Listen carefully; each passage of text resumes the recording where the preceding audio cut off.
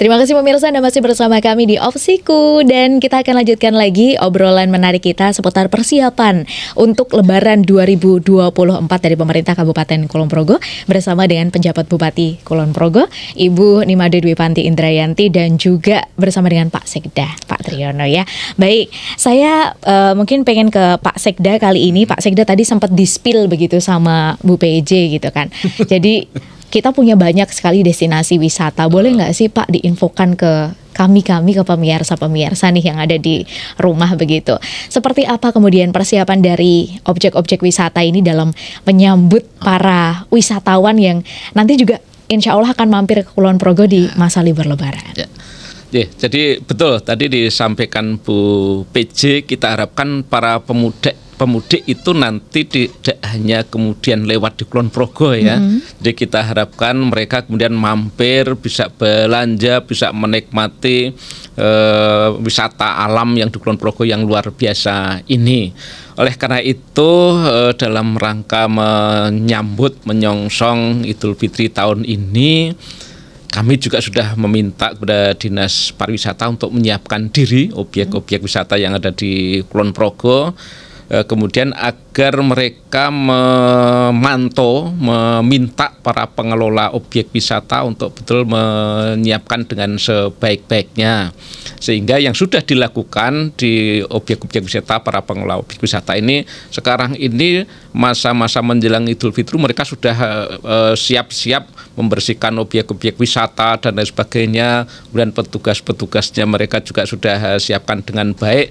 Dan yang jelas memang kami minta mereka para pengelola objek wisata untuk kemudian memperlakukan para wisatawan yang ke Kulon Progo itu dengan baik. Tidak boleh kemudian mereka nutruk, dalam artian kalau itu di objek wisata kemudian harga kartisnya dinaikkan dan sebagainya, itu tidak boleh. Termasuk di warung-warung kuliner yang itu juga di bawah pembinaan Dinas Pariwisata, kita minta untuk pengelola kuliner itu tidak memanfaatkan ini momen Lebaran mereka bawa uang banyak kemudian nutuk harganya. Itu sudah kita minta mengkondisikan sehingga mereka dalam melayani para wisatawan itu betul-betul ya dengan wajar, dengan ya bolehlah kalau kemudian sedikit naik karena memang pas masa lebaran begitu. Tetapi masih harus dalam kondisi wajar, tidak kemudian terlalu yang mereka kemudian nanti pada akhirnya mereka akan kapok begitu kalau kemudian harganya ditutup begitu, sehingga akan lebih baik mengambil untung yang wajar, tapi kemudian mereka akan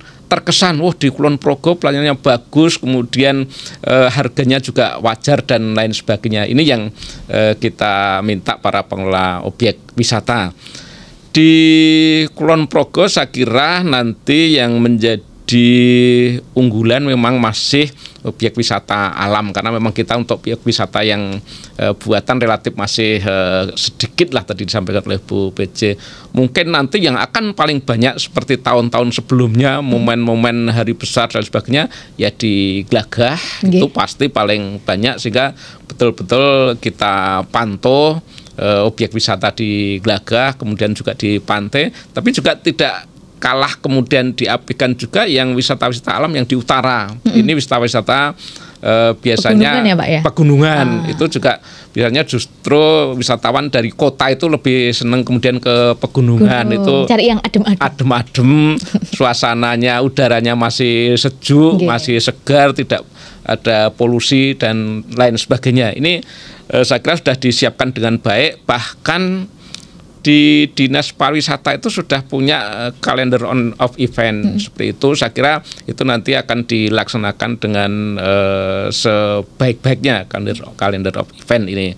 Seperti tadi disampaikan Bu PJ, di Glagah sekarang di bulan Ramadan itu sudah banyak kegiatan-kegiatan di Glagah. Ada sauron gender di sana, ada kemudian juga festival lagu-lagu religi, kemudian itu juga sudah dilaksanakan di sana dalam rangka untuk menyambut Lebaran nanti akan lebih meriah lagi di Kulon Progo ini, saya kira begitu. Oke, berarti di destinasi-destinasi wisata kita juga sudah disiapkan atraksi-atraksi juga ya Pak ya, betul, ya, oleh ya. teman-teman dari Dinas Pariwisata. Pariwisata, Wah, ya. luar biasa sekali. Jadi untuk Anda pemirsa, kalau mudik ke Kulon Progo jangan hanya di rumah aja gitu ya Bu ya, harus jalan-jalan gitu kan, menikmati Kulon Progo yang ujung selatan, ujung utara, itu karena sensasinya beda. Ya, Kulon Progo berbagai macam sensasi begitu ya, tapi sensasi yang bagus dong ya. Baik, saya ke Bu PJ terkait kemudian pengamanan ini Bu di objek-objek wisata yang juga kemudian Kulon Progo ini punya banyak sekali tujuan wisata. Bagaimana kolaborasi yang dibangun ini Bu dengan kepolisian, kemudian juga dengan Kodim begitu, seperti apa? Dengan Dansatladar juga ya. Jadi ini kan berlangsung terus ya Mbak Ampel, dalam artian tidak hanya untuk Lebaran saat ini ya, tapi sudah Lebaran yang lalu-lalu kami melalui Forkompinda itu setiap mau menjelang hari besar keagamaan atau apapun itu kami berkoordinasi. Siapa berbuat apa, kemudian kapan, dan itu sudah kita kondisikan sehingga bagaimana menciptakan situasi keamanan, kondusivitas di masyarakat maupun di tempat-tempat lokasi-lokasi destinasi itu menjadi aman dan nyaman. Saya kira itu tadi, kolaborasi itu penting, kita tidak bisa sendiri ya. Walaupun kita Pemda punya Satpol PP, Dinas Perhubungan dan lain-lain, itu tidak bisa menjangkau sampai ke titik-titik tertentu. Nah ini keterlibatan dan kerjasama dengan kepolisian, dengan Kodim, dengan Dansatradar ini menjadi hal yang sangat penting. Mereka sudah membagilah di mana lokasi-lokasi yang patut, yang mungkin kan dari sisi kerawanan itu kan beda-beda ya. Itu sudah menjadi bagian tertentu. Termasuk ini, ketika kemarin kami sempat berbincang dengan Bu Kapolres nih, untuk malam takbiran itu, jangan sampai malam takbiran itu malah justru kita yang seharusnya ya menyambut kemenangan setelah sukacita gitu, itu menjadi sesuatu yang kemudian nanti mendatangkan musibah. Makanya itu dari sisi pelaksanaannya mungkin juga ada batas-batas waktunya juga ya, karena esok harinya kita harus mungkin sholat id ya, jangan yang malam-malam ya, sewajarnya saja misalnya untuk melakukan takbir bersama misalnya seperti itu. Saya kira ini bagus ya, ini bagian dari bagaimana kemudian menjaga bahwa Ramadan ini nanti akan kita akhiri dengan indah, suasana yang baik. Oke, berarti sinergi sudah dibangun ya Bu ya. Nanti untuk informasi terkait kemudian mungkin batasan waktu di malam takbiran dan lain sebagainya itu dari Pemkab juga akan sosialisasi atau seperti apa? Ya, ini kan kita mau rapat ini nanti Forkompinda nanti kita sepakati bersama gitu, supaya ya itu tadi. Jadi kalau sudah ada, boleh kita melakukan kegembiraan ya, euforia begitu ya, untuk menyambut kemenangan setelah menjalankan dan menyambut Idul Fitri ya. Jadi tapi ya mungkin perlu ada batasan-batasan. Oke, baik, luar biasa. Jadi insya Allah karena sinergitas yang sudah dibangun dari pemerintah bersama dengan sektor yang lainnya, di libur Lebaran kali ini insya Allah akan aman, nyaman juga begitu ya Bu ya, untuk masyarakat yang tinggal di Kulon Progo maupun nanti wisatawan yang datang ke Kulon Progo.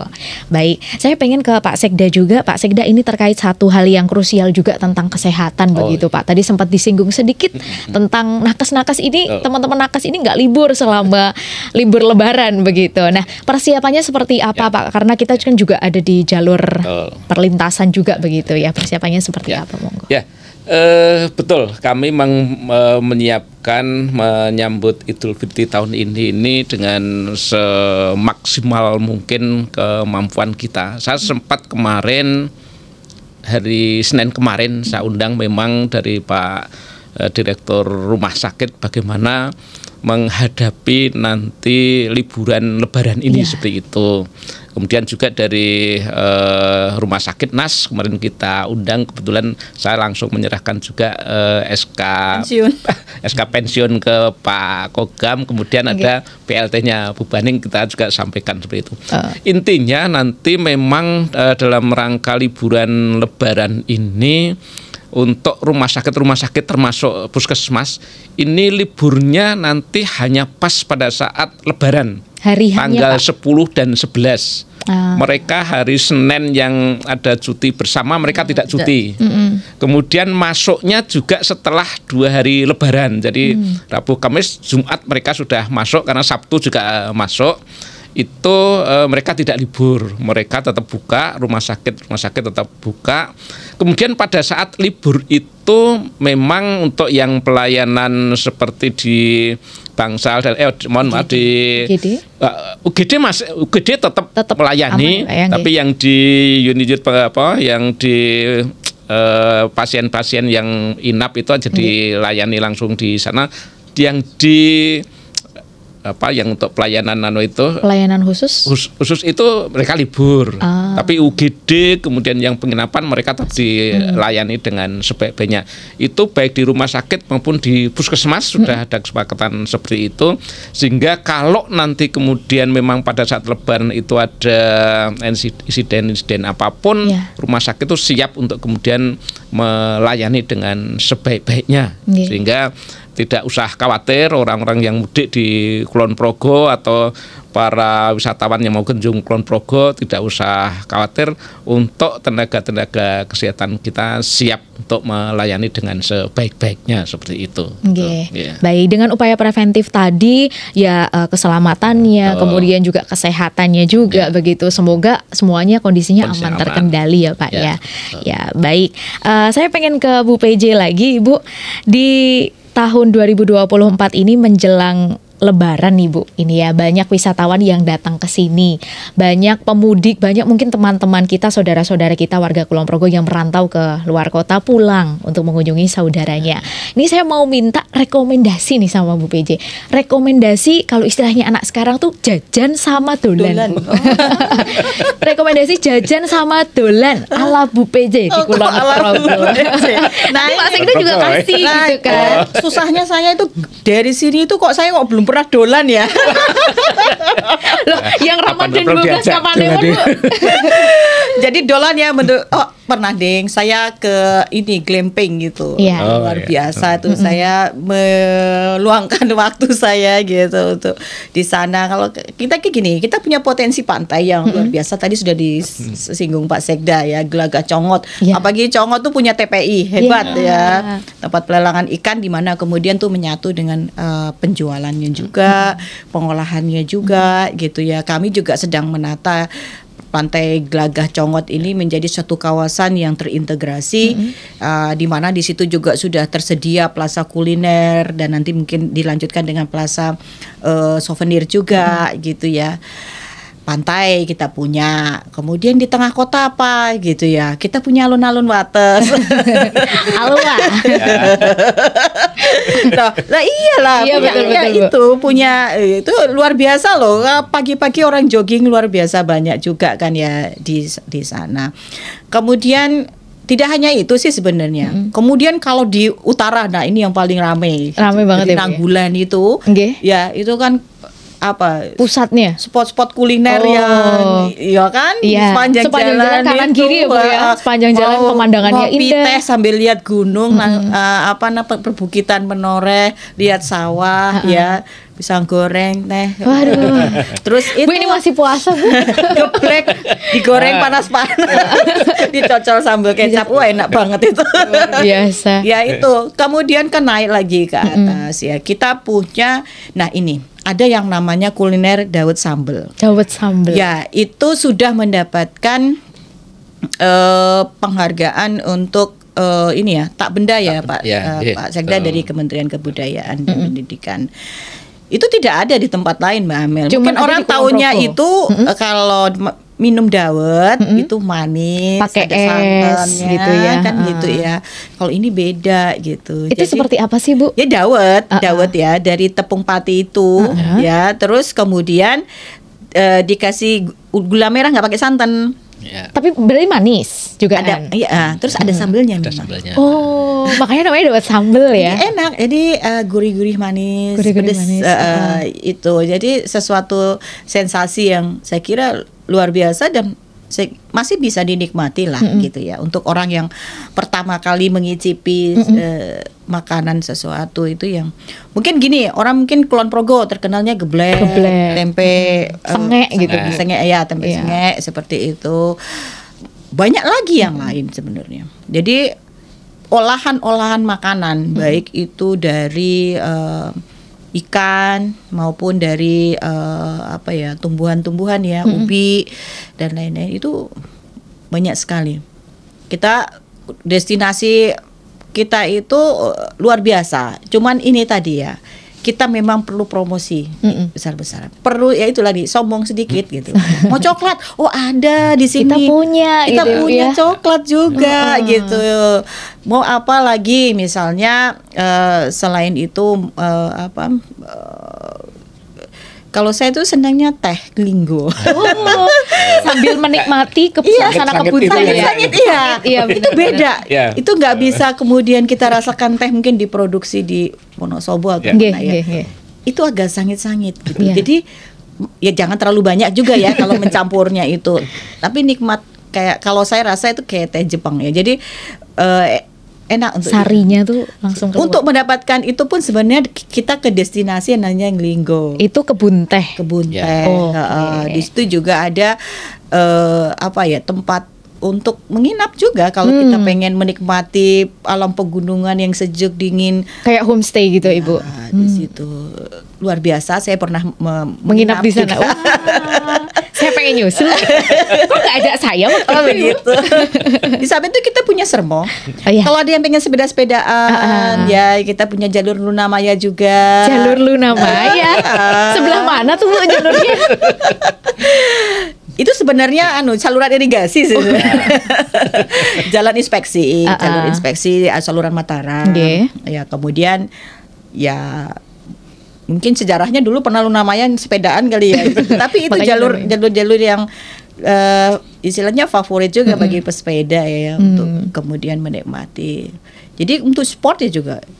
Saya tidak tahu kalau liburan kita para layang kita main nggak ya? Saya juga nggak. Kita sebenarnya punya lah. Ada para Ada, layang juga Kita ya Bu di punya, Kulon Progo ya. Iya, para layang. Kita punya juga arung jeram ya untuk sport-sport yang fun-fun ya untuk ini. Saya kira luar biasa. Nah, mau cuman makan ya tadi ya itu ya di sepanjang Nanggulan ke atas. Ya, Iya.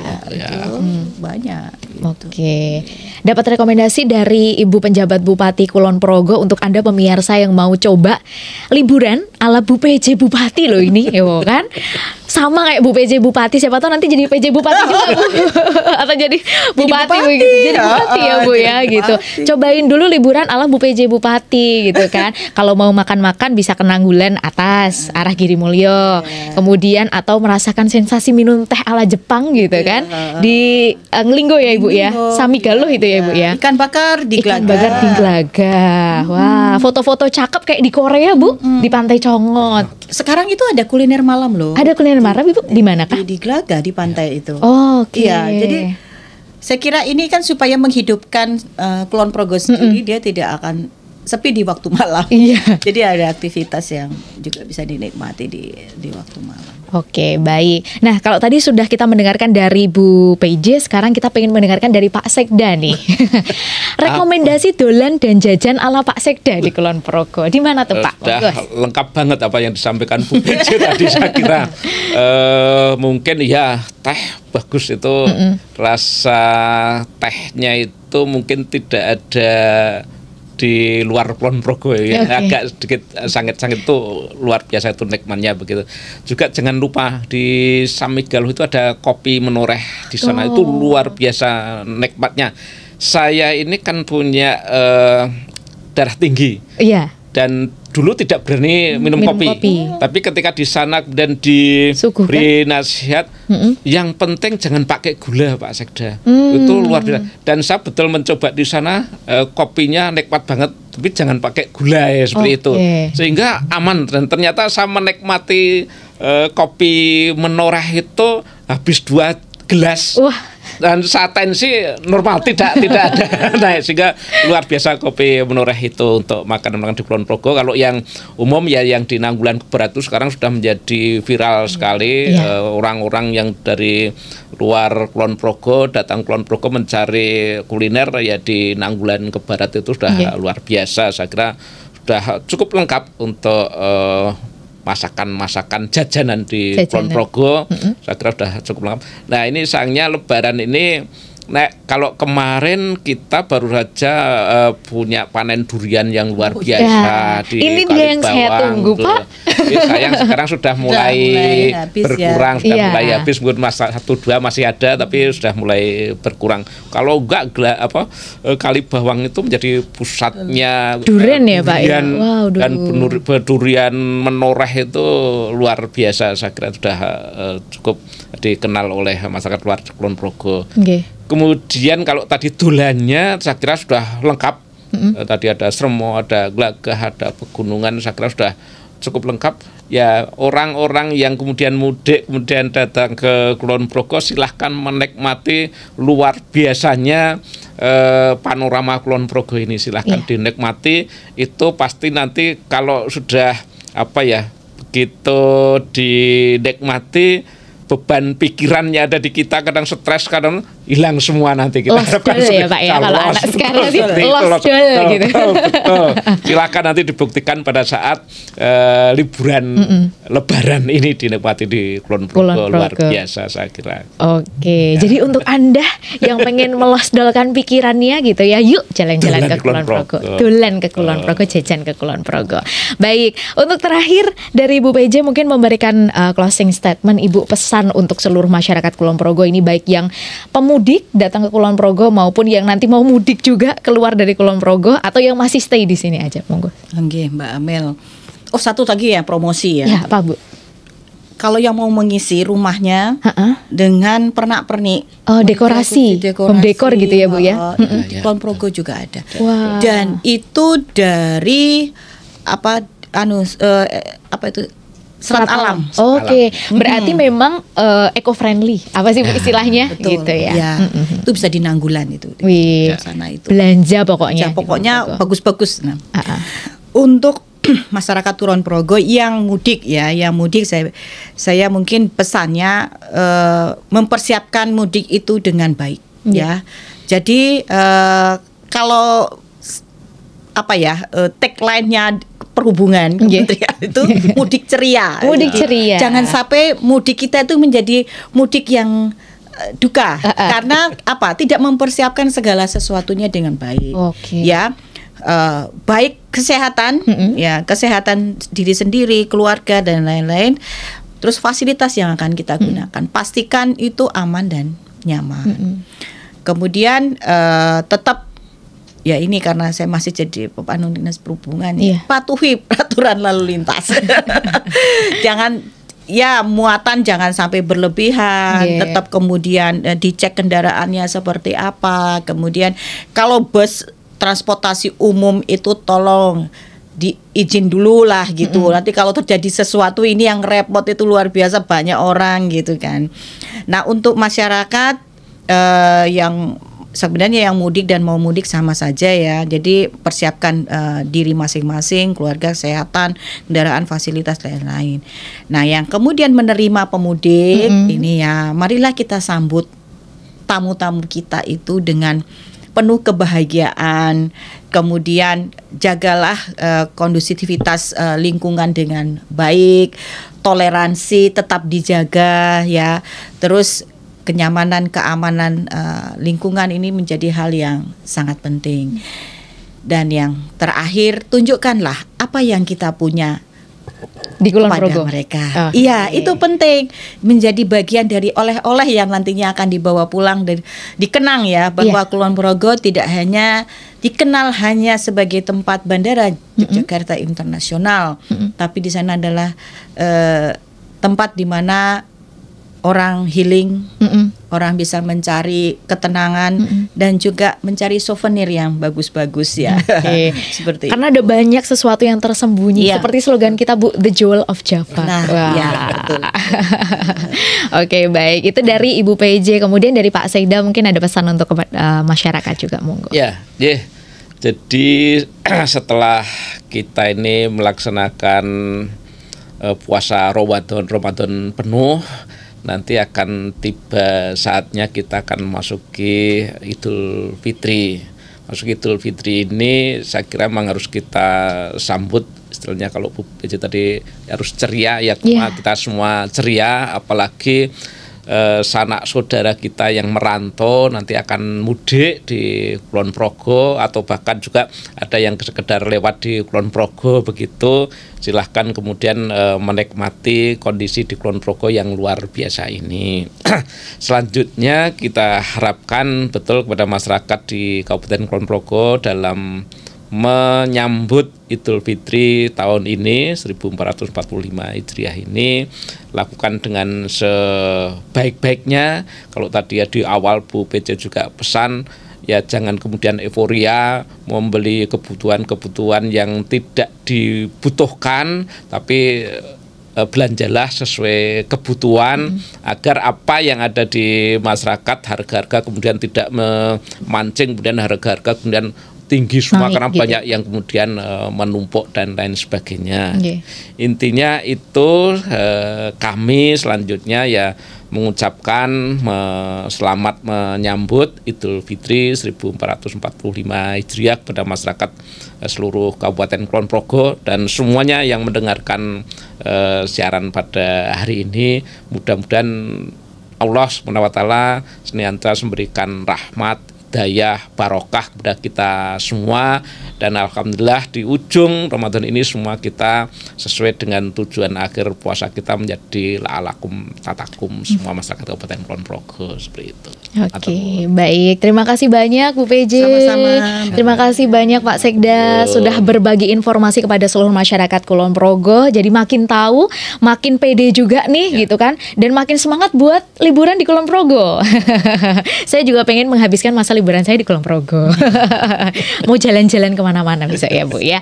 Baik, demikian tadi pemirsa podcast kita hari ini, dan jangan lupa untuk subscribe, like, dan juga komen, share juga begitu ya informasi-informasi yang kita berikan di kesempatan kali ini. Kami mengucapkan selamat Hari Raya Idul Fitri 1445 Hijriah.